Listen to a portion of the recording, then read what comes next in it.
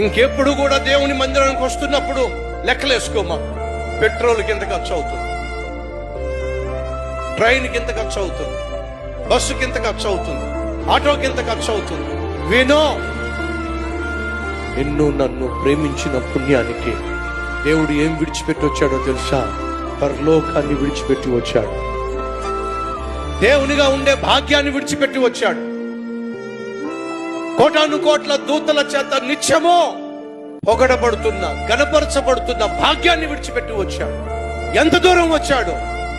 పరలోకాన్ని విడిచిపెట్టి పాపిష్టి మనుషులమైన మన కోసం ఈ భూమి మీదకు వచ్చాడు. ఎందుకని? నిన్ను ప్రేమించాడు కాబట్టి.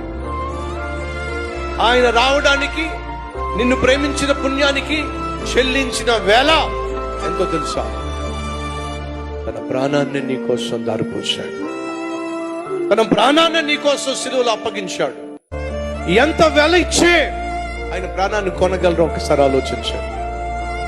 ఈ సహోదరి సహోదరులో, దేవుని సన్నిధికి వస్తున్నప్పుడు దూరం గురించి మాట్లాడకండి. ఫోన్ చేసి, బ్రదర్ ఎందుకు రాలేకపోతున్నాం? దూరం అయిపోయింది బ్రదర్. దూరం మందిరం కాదు అయ్యిందే, నువ్వు దేవునికి దూరం అయ్యావు కాబట్టి అది నీకు దూరంగా అనిపిస్తుంది.